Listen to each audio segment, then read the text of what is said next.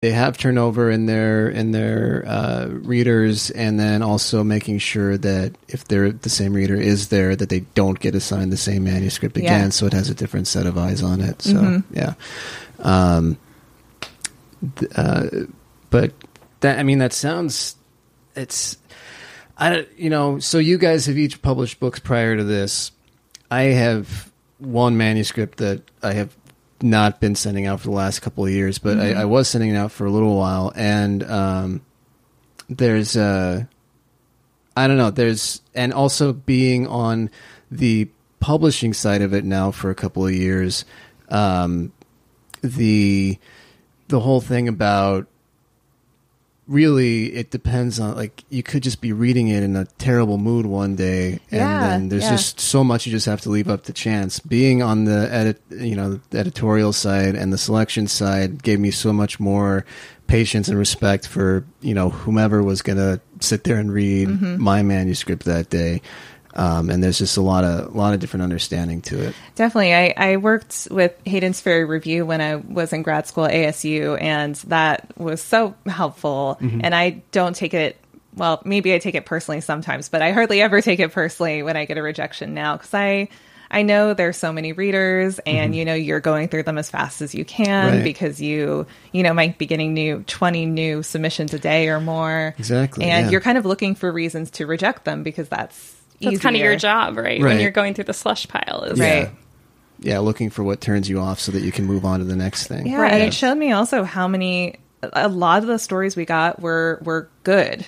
And so we would be looking for something that was different, because good wasn't good enough. Right. But also what makes something special or different is going to be different for every reader. Right. And might be different from day to day, too. Yeah. Yeah, and I remember, sometimes reading and, passing things forward that I loved, and they just wouldn't make the cut at the end. And, that's just part of being a reader, is, you fall in love, but the editor-in-chief doesn't fall in love. Or they're we have too many similar stories, or, So it is kind of just, you don't know. It's very mysterious, and one thing that really helped about collaborating was I had one reader who was such a big fan of something. So I'm like, okay, I'm not delusional. This we at least have one person who's into this. Someone likes it. That's not me. So, and I felt like I could get excited about my own work in a way that I normally don't, because I want to be humble, and, it's hard to be excited about your own work sometimes and to brag about it. But it was way easier, because I could be like, the good stuff is Melissa's. I'm not bragging about myself. I'm bragging about Melissa, which I guess is, I believe people should feel free to brag about themselves. So I need to get over that. But those stories were good. We knew it. And we knew when the manuscript got rejected, we're like, they're missing out. We just kept, that was my favorite part, was I kept going back and loving the stories we wrote. I'm like, this is a good book. Yeah, this is a good book. It's not bad. It's good. And it was really fun writing towards a theme, which I'd done for one chapbook that I have published, but I hadn't done that before on my own other than that. And it made the stories come a little bit more easily, because you had this box that you were exploring, and you were trying to find the corners of the box that you hadn't written about yet. Yeah. Now, you've had an experience, Dana, where you had your book accepted and published, and then have the publisher fold. Yeah, and Melissa actually did too. Because you guys were on the same publisher, it was the same, right? Yeah, I forgot. Yeah, okay. That's one other way our lives have paralleled each other. other. I forgot. Yeah, that was a little sad. I remember asking for the last 10 copies of my book from the publisher, and he sent them in the mail, and the package arrived completely damaged and ripped open with no books. Oh, and it just said a stamp that was open on receipt or something. Wow. And I was just like, oh no, the last 10 copies are destroyed somewhere. Gone. Wow. That's but it's okay, you know. It's small presses fall under, and Dana and I were both really fortunate to find new publishers to pick us up. It's given us a sort of unusual experience with publishing, I guess. I feel like I haven't done it the way that a lot of others have done it, because I was solicited for Jellyfish Highway Press when they were new. Okay. So I didn't have to go through the I submitted to them and they read it, but I wasn't submitting widely. Sure. And then when it went under, I sort of posted this call on Twitter, like, okay, do you know any presses that are interested in rescuing books like this? And I had someone reach out to me from a UK press. So I remember that, yeah, small presses, I love working with them, and it's really interesting how different and varied your experiences can be. Yeah, I'm actually in that position now, or well, it's been about a year or so, but I was working at Four Chambers, and Jake and Kelsey decided they were going to stop, and then wanted to know if we wanted to keep like incorporating the publishing into what we were doing. So then there was this process of reaching out to all the people that Four Chambers had published to see if they wanted to bring their book over with us, which, we were also a brand new business and everything, and this was going to be brand new to us, and we also were not going to have distribution yet, and all of that stuff, and to have a lot of people were excited to move their books over with us anyway, because they had already developed a relationship with us, and to keep them going. And then just you guys know Rosemary, right?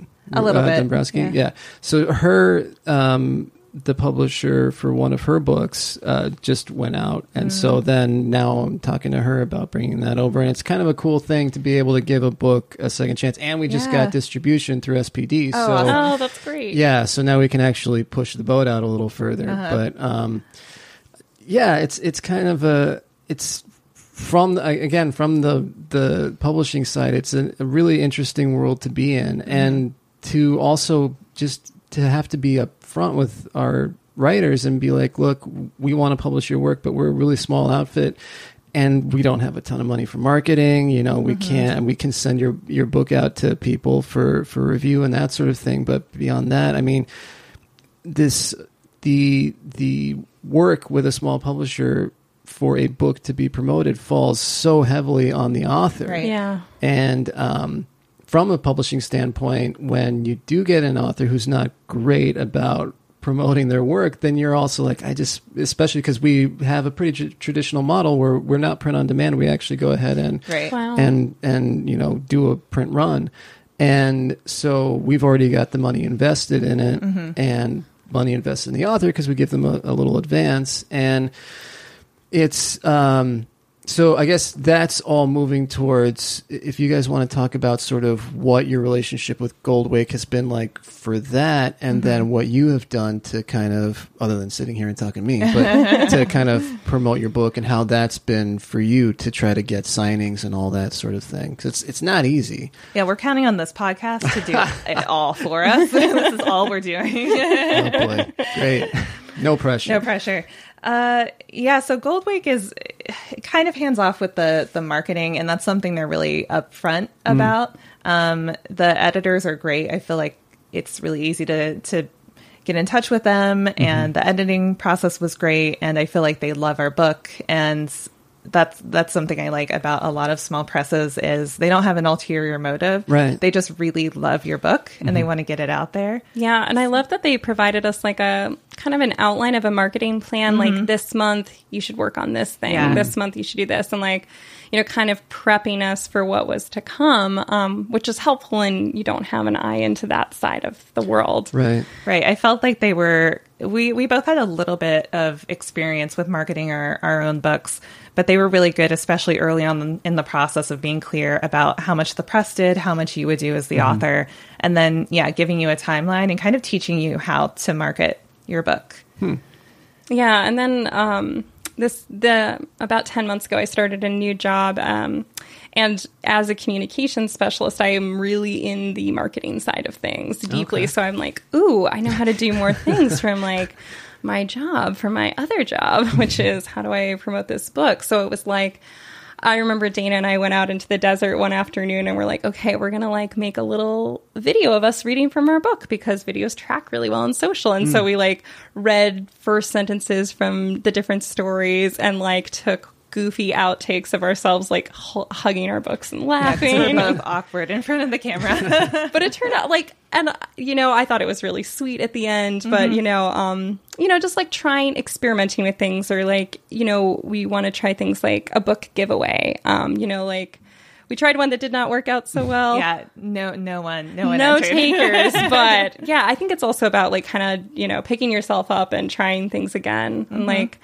I think one thing that's really great about the literary community is it's so supportive. Yeah. And like I think both of us have a practice of sharing work that we're reading and uplifting other writers. And I think that, it tends to bring people to you as well. But I think, it's kind of like, I just want to be a part of this community that supports and loves each other. And that's also a way where you can get people to care about you. And you're like, also, I have a new story out for anyone interested. Yeah. Like you need to develop your writing community, but in a way where you aren't going into it with the main purpose of getting something out of it, but going into it wanting to advocate for other writers.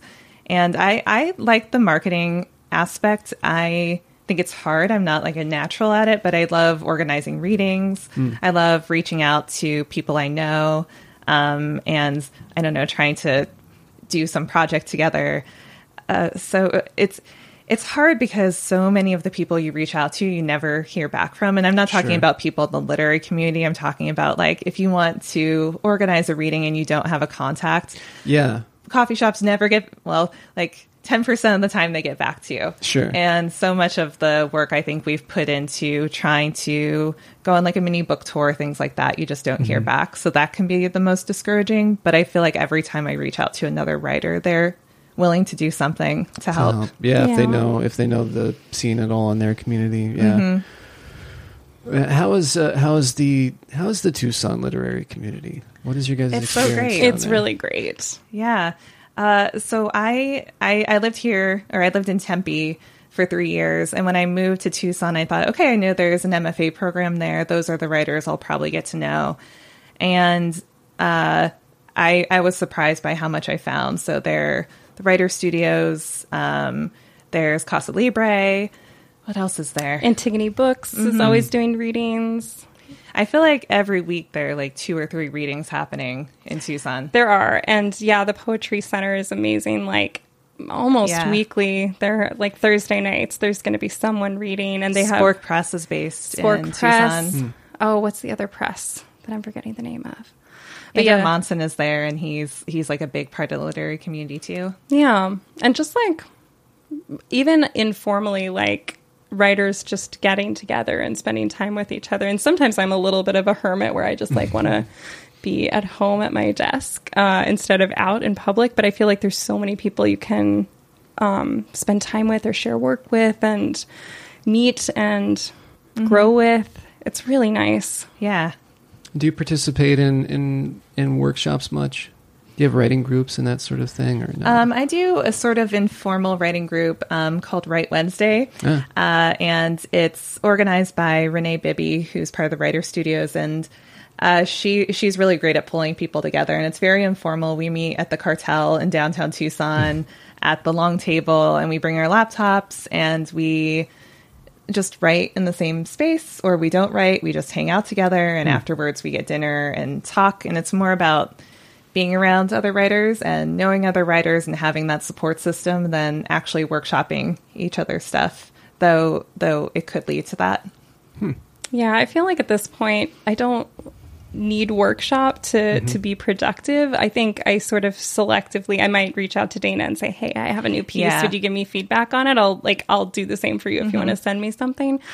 But I love getting with someone else to, if I can't write at home, I'll often say, hey, do you want to just like meet up Saturday morning for a couple hours, like just across the table from each other? For me, like smaller groups, like one-on-one is really effective because it feels like it's easier to focus. And what's nice is sometimes we'll like swap laptops and just read what the other person wrote and just sort of like celebrate the amazing sentences they just wrote. I have a friend who like goes, oh, that's so nice. And that's like the nicest thing when someone's reading something that's literally brand new. And yeah, that's one of my favorite things. I'll do that with artists too. Like I have a visual artist friend who sometimes like I'll write and she'll draw, and then we'll kind of like show each other what we did after the end of a couple hours. And I've found that lately. I don't know. I refuse to call it writer's block, but I've had a dry period of not writing, and usually if something like that happens, then I will go to respond to something instead. Like it seems like if there's a prompt or something, I used to sort of turn up my nose at that, but now I'm like, all right, I need to do something. Yeah. Before I forget how. It sounds like you guys